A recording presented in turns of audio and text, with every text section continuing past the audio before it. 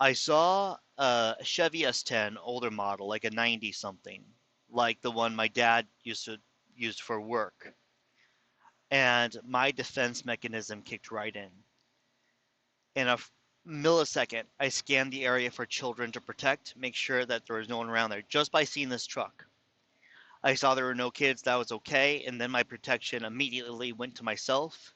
My heart rate shot up, my anxiety kicked in, my hands started sweating, and the adrenaline was just there, you know.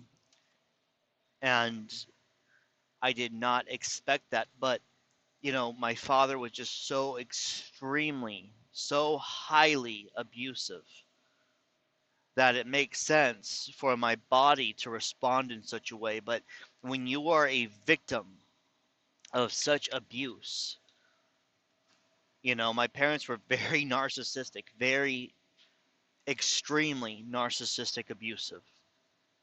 Were laughing at me all the time, calling me stupid, saying I always have a stupid look on my face. My mom always said I had such a stupid look on my face, and I would be so embarrassed if people could see the stupid look. That's what I heard from her every day. Nothing good, always just bad. My mom was a bully in school, and so was my dad. And both of them bullied me like I was a kid that they did not like in school. They were very they were very angry at my intelligence, so they pulled me out of school. I was no longer allowed to go to school. Um, their friends would always comment on my intelligence, and they would always correct them, be like, "Oh no, trust me, you don't know him like we know him. If you live, oh, I won't even get into it."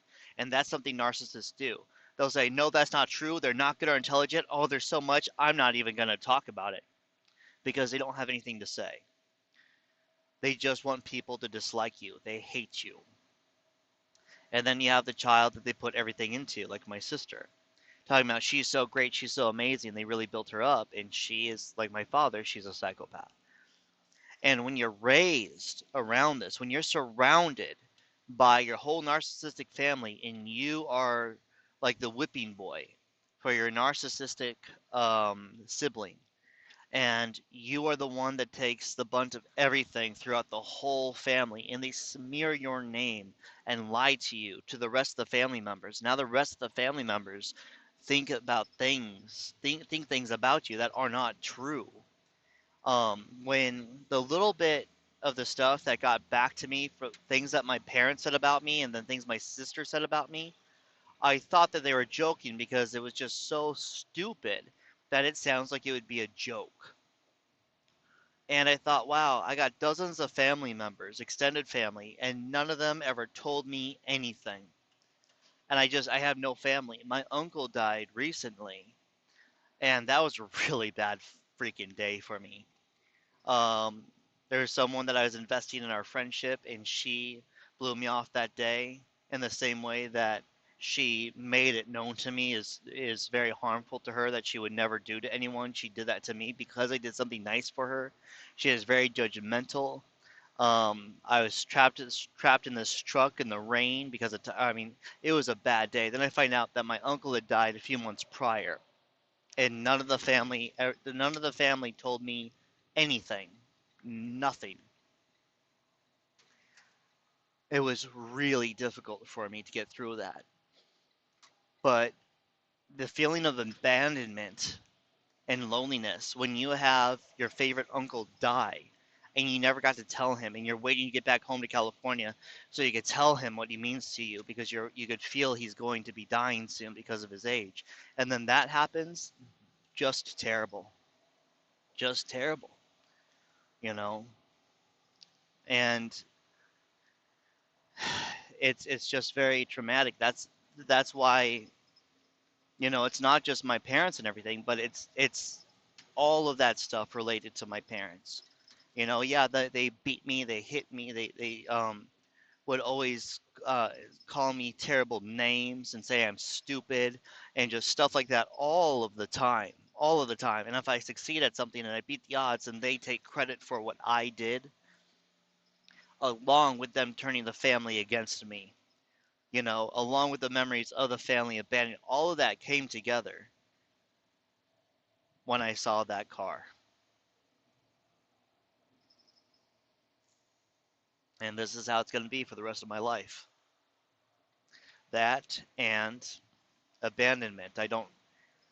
I'm never going to have a partner in life, because people are so screwed up today, especially women in westernized culture.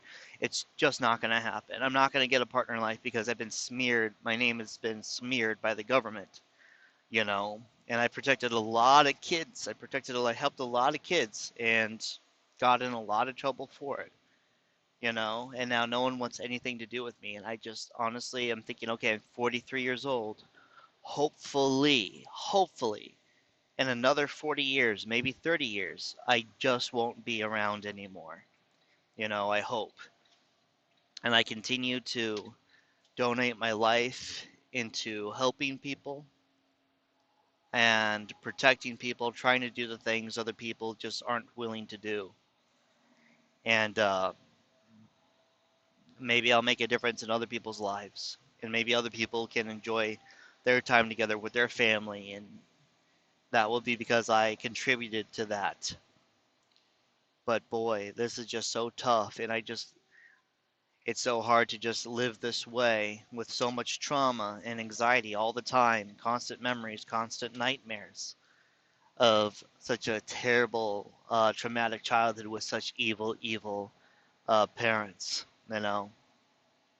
But if you know what I'm talking about at all, I wouldn't mind you reaching out, leaving a comment, because I mean, I go back home to California here on December 14th, and I'm really looking forward to being around nice people again and good food again and, you know, uh, less chaos and just a functioning society again. I really can't hardly wait for that. But the loneliness, man, the loneliness, the abandonment, constantly being reminded by other people that can be discarded, it can really get to you.